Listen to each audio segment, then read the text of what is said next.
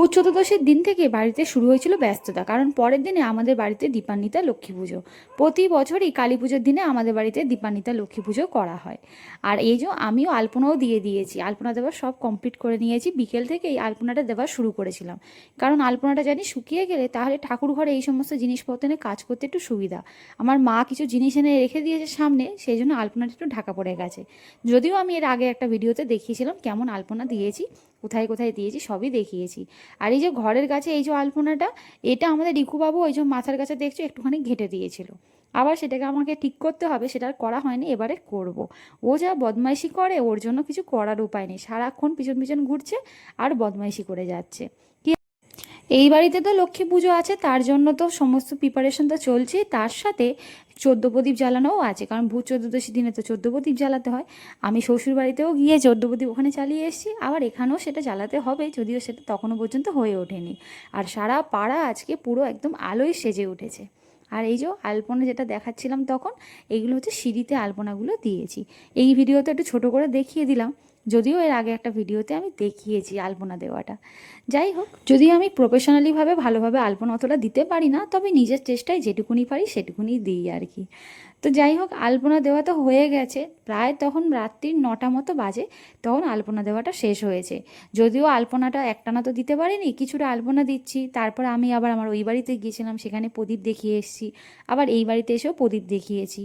তারপরে মাঝখানে একটুখানি চা খাচ্ছিলাম, তারপরে আবার আলপনা দেওয়াটা শেষ করেছি। যাই হোক, এটা হলো পরের দিনের সকাল, মানে লক্ষ্মী পুজোর দিনের সকালবেলা।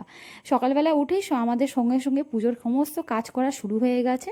চন্দন বাটা থেকে শুরু করে ঠাকুরের যত রকমের যা যাবতীয় যা যা লাগবে পুজোতে, সব কিছুই আস্তে আস্তে জোগাড় করা শুরু হয়েছে। তারপরে হয়েছে মায়ের ভোগ, তার জন্য এখানে চলছে আলু ভাজা। যদিও লুচিটা আগে হয়ে গিয়েছিল, আর ওইদিকে আলু ভাজাটা হচ্ছে, আর এইটা হচ্ছে আলুর দম হবে, সেই আলুগুলোই কেটে রাখা হয়েছে। যদিও মায়ের ভোগে লুচি, সুজি আর আলু ভাজাটাই আগে দেওয়া হবে, আর আলুর দমটা ওটা পরে হবে আলাদা করে, কারণ সব জায়গায় যে বাড়ি বাড়ি আমরা প্রসাদ দেবো বা নিজেরা খাবো, ওটা আলুর দমটার জন্য পরে করব। আর মায়ের ভোগের জন্য ওই লুচি ওইদিকে ভাজা হয়ে গেছে, আলু ভাজাও হয়ে গেছে, আর সুজিটাও ওইদিকে হচ্ছে। আর আমি একটু এসেছি এখন ঠাকুর ঘরের দিকে। এদিকে মোটামুটি প্রায় অনেক কাজ এগিয়ে গেছে, আমার দিদি এসে তো মোটামুটি অনেকগুলো কাজ এগিয়ে দিয়ে গেছে। আর মা ওইদিকে সুজিটা করছে, আমিও চন্দন টন্দন যা বাটার বাটা হয়ে গেছে। আর আমার গোপালকেও সাজিয়ে গুছিয়ে সুন্দর করে নিয়ে চলে এসেছি, মা লক্ষ্মীর পাশে বসিয়েও দিয়েছি। আর এই যে সামনের শিবলিঙ্গটা দেখছো, ওটা আমার মা এবছর নতুন কিনে এনেছে, তাই বললো যে এখানে বসিয়ে দিয়ে পুজোও হয়ে যাবে। তো প্রায় এখন বাজে দুপুর 3:30 মতো, 2:55 হচ্ছে অমাবস্যা লাগার কথা। তো 3:30টার সময় আমাদের যে কাকু পুজো করেন উনি চলে এসছে, এসে এখন পুজোর সমস্ত আয়োজন শুরু হয়েছে। তারপরে শুরু হবে এবারে পুজো। আর এইদিকে হচ্ছে আমি দিদি আমরা দুজন মিলে এখানে সেজেগুজে বসে আছি, আর এইদিকে হচ্ছে আমার মা বসে আছে। আর তার সাথে ওই দেখো ওইদিকে খাটের ওপরে ওইখানে হচ্ছে জামাইবাবু আছে আর রিকু আছে, ওকে এখন কিছুতেই নামতে দেওয়া যাবে না খাট থেকে, তাহলে এখানে যা জিনিস আছে সে তার মধ্যে কোনোটাই আর ঠিকঠাক থাকবে না। ও এমনিতেই যা বদমাইশি করে আজকাল।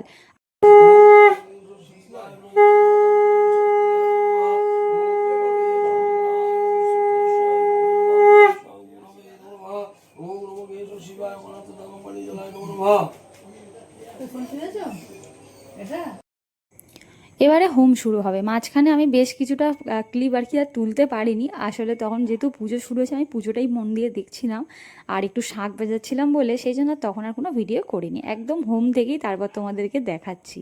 এবারে হোম শুরু হবে, তারপরে হবে আরতি, পুষ্পাঞ্জলি, সেগুলো তো হবেই। আমি, মা, দিদি আমরা তিনজনেই আজকে উপোস করে আছি, তিনজনেই তাই অঞ্জলি দেব।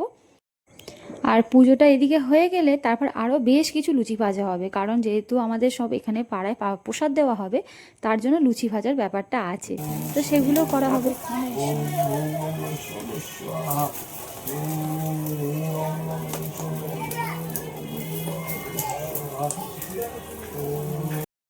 তো হয়ে গেছে, চলো পুজো সম্পন্ন হয়ে গেছে। এবারে হচ্ছে খানি মাকে ভালো করে একটুখানি নমস্কার করে নেবো। আর এদিকে দেখো মায়ের সমস্ত প্রসাদ রাখা, আট কড়াই, খই চিড়ে, তারপরে লুচি, সুজি, আলু ভাজা থেকে শুরু করে নাড়ু, আরও সমস্ত কিছু। আর এইদিকে রয়েছে সমস্ত ফল টলগুলো এই সাইডে রয়েছে। তো মাকে একবার নমস্কার করে নিই, তারপরে হচ্ছে উপোস করে আছি আমরা সারাদিনই তিনজনে, তারপরে একটু প্রসাদ খেয়ে তারপর ওইদিকে লুচি ভাজা যেটুকুনি বাকি আছে সেগুলো হয়ে গেলে এবারে যাবো হচ্ছে প্রসাদ দিতে। আর এছাড়াও মোমবাতি দিতে, আজকে তো মোমবাতি জ্বালাতে হয় বাড়িতে, সেই মোমবাতিটা আগে জ্বালিয়ে আসি চলো, তারপরে এসে প্রসাদ দিতে যাব। এই যে চলে এসেছি, আমি আর বরমশাই দুজন মিলেই আজকে প্রদীপ মোমবাতি জ্বালাচ্ছি। প্রতি বছর আমি আর জামাইবাবু জ্বালাতাম, আর এই বছর আমার বরমশাইকে পেয়েছি বলে ওকে বললাম যে তুমি আমার সাথে চলো, আমাকে একটু হেল্প করবে, কারণ রিকু তো জামাইবাবুকে তো এবছর কিছুতেই আর ছাড়ছে না।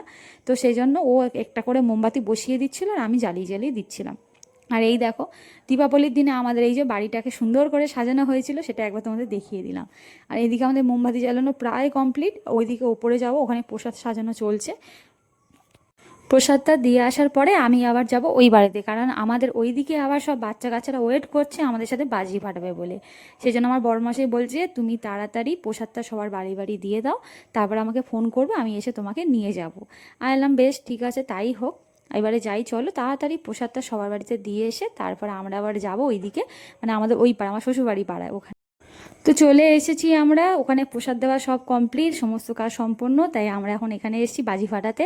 আর আমাদের ওই বাড়িতেও বাজি ফাটানো হতো, কিন্তু কি হয়েছে আমাদের রিকুবাবু ঘুমিয়ে পড়েছে, ও সারা দুপুর ঘুমায়নি, ও এত ক্লান্ত হয়ে গেছিলো ঘুমিয়ে পড়েছে বলে, তাই আর ওই বাড়িতে আমরা বাজি ফাটালাম না। আর তাছাড়া বাজি আবার শব্দ হবে, ওর ঘুমটা আবার যদি ভেঙে যায় মুশকিল হয়ে যাবে। তো দিদিকে বললাম যে আর বাজি ফাটাচ্ছি না।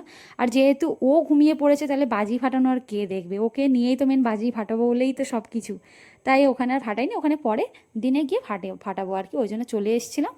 আর এখানে হচ্ছে বাজি ফাটানো এবার শুরু হয়েছে। তবে বাজি ফাটাতে গিয়ে হচ্ছে এক একটা কাণ্ড, এক একটা বাজি ফাটছে না, কোনো একটা বাজি হয়তো অনেকক্ষণ ধরে জ্বালানো, মানে হয়তো জ্বালানো হচ্ছে, সেটা ফাটছে না, পরে গিয়ে আবার ফুলঝুরিটা ওর গায়ের ওপর রেখে দিয়ে চলে আসছে, তখন দেখা যাচ্ছে সেই বাজিটা ফাটছে। সে একটা অদ্ভুত কাণ্ড হচ্ছে, সব সে বলার মতো নয়।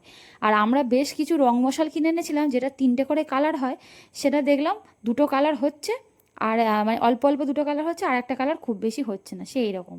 আর আমার বড়মশাইকে দেখো অনেকক্ষণ ধরে বলছি তুমি ওই বাজিগুলো ফাটাচ্ছ একটু সাবধানে, কারণ কি হচ্ছে একটা আমাদের তুবড়ি বাস, সেই জন্যই আর কি আরও সবাইকে বলা হচ্ছে একটু সাবধানে ফাটাতে, কারণ জানি না বাজি অলরেডি শুরু হয়েছে।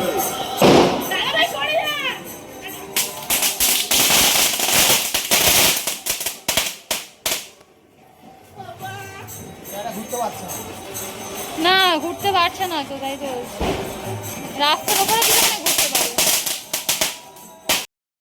আর এই দেখো উনি হচ্ছেন আমাদের পাড়ারই এক মামা, আমাদের সামনেই বাড়ি মামার। তো অনেকক্ষণ ধরে চরকাটা জ্বালানোর চেষ্টা করে যাচ্ছে, কিন্তু কিছুতেই চরকাটা জ্বলছে না। বললাম না কিছু কিছু বাজি এবারে এরকম হচ্ছে, তো অবশেষে চরকাটা জ্বললো। আর বেশ ভালো ঘুরছে, কিন্তু কিন্তু প্রথমে ধরতে চাইছিল না। আর আমাদের এই দিকের পাড়াটাও তোমাদেরকে একবার দেখাই, কত সুন্দর আলোয় সেজে উঠেছে। তবে আমাদের নিচে বাজি ফাটানো প্রায় শেষ, তোমাদের সাথে সবটা শেয়ার করতে পারলাম না, কারণ বাজি ফাটাবো না ভিডিও করবো ভেবে উঠতে পারছিলাম না, একা হাতে না সত্যি হয়ে ওঠে না। তো যাই হোক এবার ওপরে এসছি, আমাদের ছাদে এসছি, এখানে 2টো সেল ফাটানো হবে। একটা সেল প্রথমে নিচ থেকে ফাটানো হয়েছিল, কিন্তু সেটা মনে হলো একটু রিস্ক হয়ে গেছে, কারণ আমাদের এখানে সব গায়ে গায়ে বাড়ি, তো এটাই মুশকিল, সেই জন্য আমরা ছাদে এসে ফাটিয়েছি। আর এই যে সেলটা দেখছো, এই সেলটা ফাটানো মাত্রই নিচে তো পুরো বাস্ট করেছিল, কিন্তু ওপরে গিয়ে কিন্তু সেলটা ফেটেছে। তবে না মনে হচ্ছিলো আগুনের ফুলকিগুলো পুরো যেন গায়ে এসে পড়ছিল, সেই জন্য আর কি আমি ক্লিপটা পুরো নিতে পারিনি। আর প্রথমে আরেকটা 15 শট ফাটানো হয়েছিল, ওটা তো পুরো বাস্ট করেছে। তবে আমাদের কারোর কোনো সমস্যা নেই, কারণ সবাই দূরে দাঁড়িয়েছিলাম, এই জন্যই বাজি খুব সাবধানে ফাটানো হয়, ফাটাতে হয় আর কি। যাই হোক এখন ফানুসটা ধরানো হচ্ছে, এই ফানুসটাই ওড়ানো হবে। তো চলো ভিডিওটা আজ এখানে শেষ করছি, সবাই খুব ভালো থেকো সুস্থ থেকো, ভিডিওটা ভালো লাগলে অবশ্যই লাইক করো, কমেন্ট করে জানিও কেমন লেগেছে। আর হ্যাঁ আমার চ্যানেলটাকে সাবস্ক্রাইব করতে একদম ভুলো না। সবাই খুব ভালো থেকো সুস্থ থেকো, আর তোমাদের দীপাবলি কেমন কাটলো অবশ্যই কমেন্ট করে জানিও।